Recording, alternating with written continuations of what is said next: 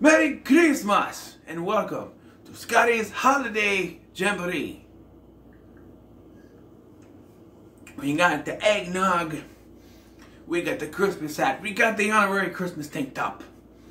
Because my muscle shirt I usually wear is dirty, so we wear this one. And we are here by the Christmas tree. Yes, very pretty. And I wanted to do all my reviews by the Christmas tree. Hold on, I'm getting a light flash from the side here. Maybe this will help. Now it's a little bit darker, but I wanted to do them all by the Christmas tree, but the light in here is not very good. I got the light kind of, I took this thing, I forget what it's called.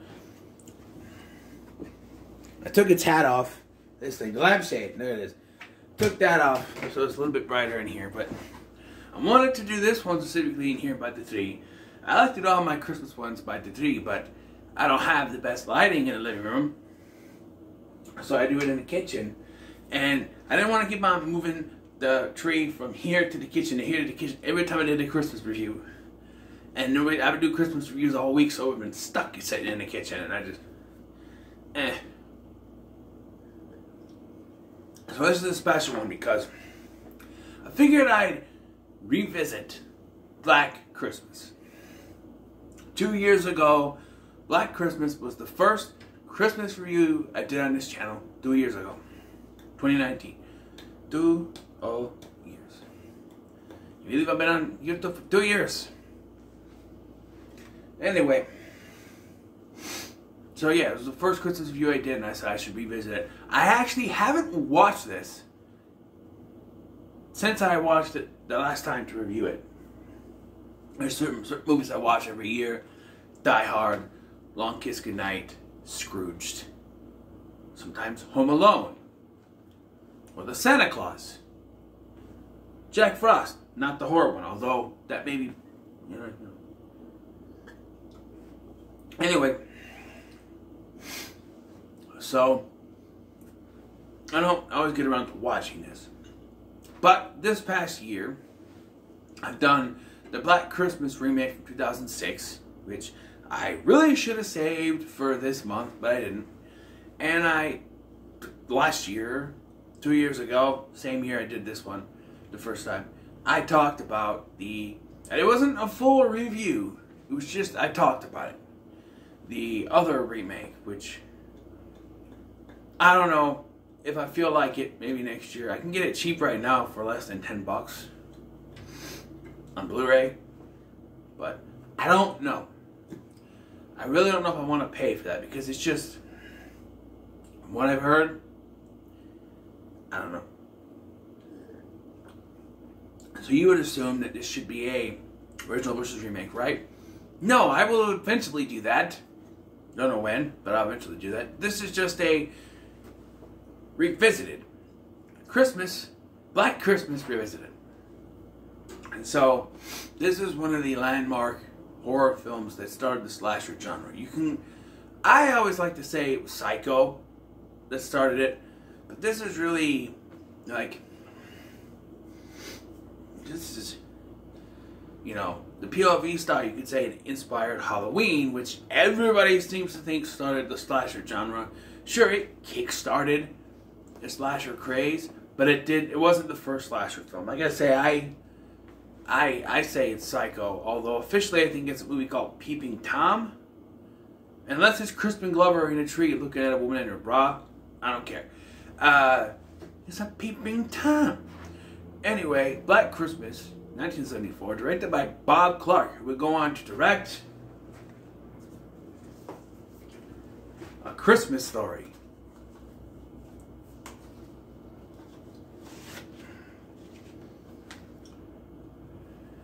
Yeah, the man who directed this. And I'm not going to draw too many comparisons to the 2006 remake of the same name, sort of. But what this one does the best, it's, how do I put it? It's loud and obnoxious, but also subtle. Most horror slasher films like this, you have killer taking down people a certain pace. By the end of the film, they're captured. They're taken away, it's over, or they're shot and they're killed, or something, right? This movie does not do that. The first time I watched it, I don't think I cared for the ending. Watching it again this time, I kind of have a respect for this. Another thing I should mention is Dave McRae's fan film, It's Me, Billy. It's not an official sequel, but you know, because a lot of questions arise. Did she keep the baby? Did she still get rid of it? Did she survive? And you know, Dave's fan film pretty much tells you she kept the baby, she survived, now she's got a granddaughter. But in real context, with Billy still being up there, either she didn't survive and then he got away, or he just ran off. Like he was scared by the police presence in the house or something and he ran off. Who knows? My still biggest question still 2 years later is, why the hell didn't they check the attic? No one ever goes in the attic. That's one thing that still bugs me about this movie. They know there's an attic. Nobody goes in it, except for the two that die. Claire and Mrs. Mack. That's it. That's it. They're the only ones that go up there and they die. Everyone else is either just ignoring it, or you know, they don't go up there. It's very frustrating. I'm like, just go to the attic. They mention the other phone. Like, oh, she has a phone, but then John Saxon's like, yeah, it's a different number. You don't have to worry about that. You probably should have. I'm just saying. And even then, the phone is coming from inside the house. The phone call is coming from inside the house. Classic line. They know it's not any of the two numbers that are downstairs. So there has to be another phone. Why don't they go checking for another phone? Come on. It just makes no sense. But that's where all my frustrations lie, is in that. Otherwise, it's a pretty enjoyable film. I like the characters. One of my favorite scenes is... there's two scenes that are connected, but Barb... And it is a little bit frustrating because the guy asked for the phone number for the sorority house, and Barb says it's fellatio, which is another word for blowjob. But fellatio, and she puts some numbers behind it, and he writes it down, and then he comes back later when he tries to show it to John Saxon and the other guy, Nash or whatever, and they just start laughing. And watching this scene now, I wonder, was that scripted, or was that a general laugh? Like they weren't shown what the word was and they wanted a general reaction? Because that really seems like two guys laughing about that kind of joke. Especially because what really makes you think that it's genuine is John Saxon's supposed to be a serious character and he's cracking up. So it makes me think that this is genuine and he couldn't keep a straight face. So, and they just kept it in. And more power to Bob Clark if that's the case, because that works. I was laughing too. That was, funny. On the other hand, though, Barb is a bitch because they're trying to convince them that there is someone in the house and this guy's not taking them seriously. So what does she do? She gives out a fake number. How is that supposed to help you? I get it, you're mad at them for not, taking it seriously, but that's not the way to go, Barb. You're in the middle of a situation. And I get she's drunk. She's always drunk. And she's constantly smoking. And yeah, she's the floozy character. The kills in this are pretty good. There's two kills I want to spotlight, though. I think they're the two most iconic kills in this. And that is the first one that is on, sometimes on covers. And it's where Claire gets attacked and suffocated with a bag, and she's left in the rocking chair just...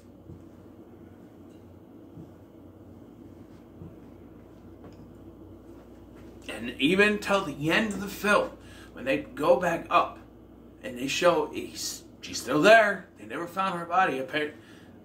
I hope they eventually did, you know, canon-wise. I don't know. And, then the other one is Barb's kill, where Billy sneaks in. And I know that it's left up to interpretation of what his name really is, because he's saying Billy and Agnes. I'm going to call him Billy. Sneaks in to Barb's room while she's sleeping, and he goes up and you see the silhouette, you see the eye, everything else is silhouetted, you see the eye, an iconic shot of the eye. He stabs her with that crystal unicorn or whatever it is.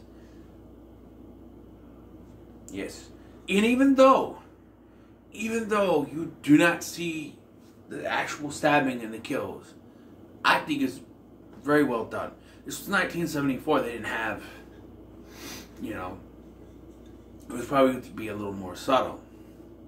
So it worked. It's the subtlety of this movie. And like I said, it is subtle, as there's little things. You don't get the full story with Billy. You don't know who he is. You don't know if his name is Billy. But you hear things. And the language he uses, and there's subtlety, and then there's the loudness. And the loudness is the language that he uses and stuff. He says the word, I'm not going to say that here because I'll get taken down, but it's the word for vagina that starts with the letter C. That word. Your little pink C word. And, like, you suck on my big C word. Yeah. The language. And one of those voices, I don't know which one, was Bob Clark, the director, so imagine him having to say that to the women. Although I'm pretty sure they were recorded afterwards. But yeah, you never find out anything about Billy, and I like that. That's where the 2006 remake fails, but that's for another video. Because they explain too much, and that's what some remakes do. They explain too much. But this was nice and subtle. I like it. I also like the characters in this film. John Saxon's good. Olivia Hussey's great. Margot Kidder. Phil. I don't remember her actress's name. Is it Andrea Martin, I think? They're all great. The cast in this is really good. If there is one plot thread, like, I want to pick at, it's the little girl getting killed in the park. I understand there's supposed to be a red herring, and they're supposed to try to have the police focus on that, but the police don't focus on that. They still focus on what's going on in the house, and it's just neighborhood people walking around. And it's a red herring. It's supposed to kind of draw the audience away, but it sticks out like a sore thumb to me. It's just like, why is that there? Because I don't think anyone really believes, because we could tell from the POV shots that he's never left the attic, you know. And then they go way too much into this in the 2006 remake by adding another character that could explain that. But here, it's a red herring, basically. And also the plot point with Claire's father. Does that really go anywhere? They're trying to find her. They never do. And what happens to her dad? Does he disappear? I don't think he dies. I don't know. And one last criticism, and they're just nitpicks really, but the fact that they believe that it was her boyfriend with Steve, or I don't remember her boyfriend's name, but was it Steve? I don't know. I remember her boyfriend's name, but I think it's the boyfriend, right? But they ask her, was your boyfriend around when any of the phone calls happened? She goes, yes, of course. He was with me when one of the phone calls happened earlier today. It can't be him. Only for when she's being chased down by Billy and he tries to help, then she freak out and end up killing him because somehow she believes it's him.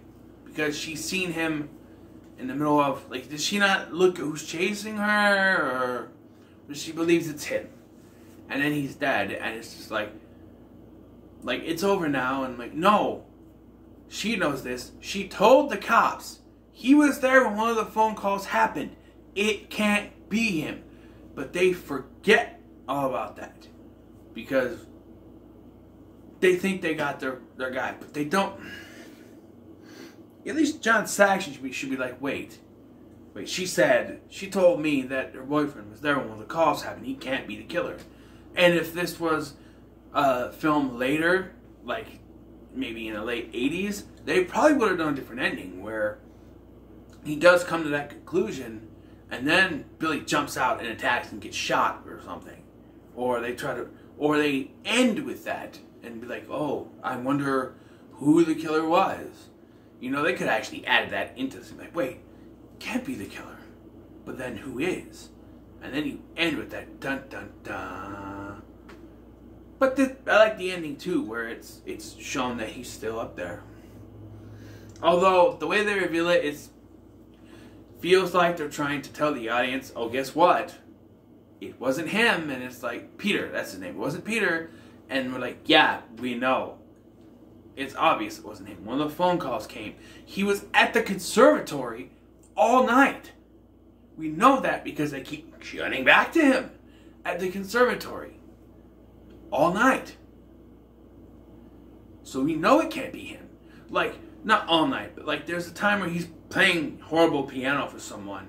And like the scene before it and the scene after it are both kills. So we know it can't be him. I think that's how it goes. I may be wrong. But like, so, you know, maybe edit a bit differently, I don't know. But yeah, I feel like that's a little bit of a down note, is that they try to make you believe that it's him, but you know it's not him. So yeah, but overall, this is a pretty good film. Anything else? The music, the score. I like the score. It's very Christmassy. It makes you feel like, you know, this is a slasher film, but it's very Christmassy, and you're enjoying the Christmas type stuff. Snow outside. The scene with the carolers. I forgot to tell about that. When Barb gets killed, it's covered up by the carolers, and you have, forget her name, Olivia Hussey's character, listening to the carolers, and afterwards, people go, come on, you gotta go home. So the little girl was murdered, and again, bringing that to the attention, you know. And I maybe blinked for a second, but how did Phil die? Did they show it on screen, or did they, because they planted both their bodies in the room there, but, oh, that's another thing. Okay? So, towards the end of the film, like, Nash was told not to tell her that someone's in the house. But she won't leave without them. She starts screaming for Phil and Barb. But because of her British accent, it sounds like she's screaming for Bob. Phil! Bob! Phil! Bob! I'm like, who's Bob? And I'm like, oh, she's saying Barb. Is she yelling for the director?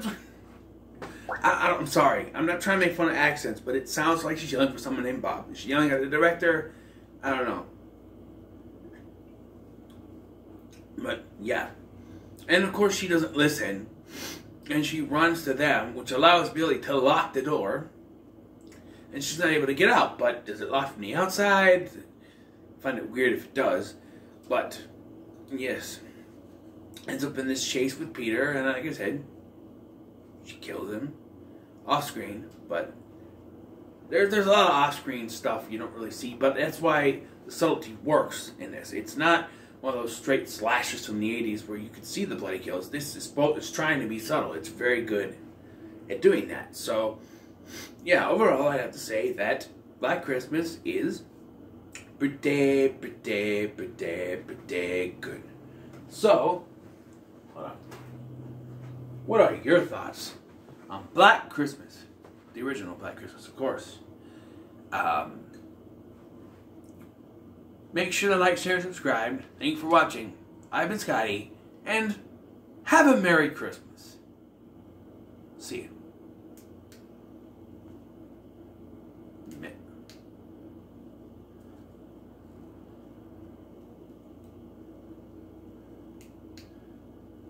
Trying to get the thing to... It won't.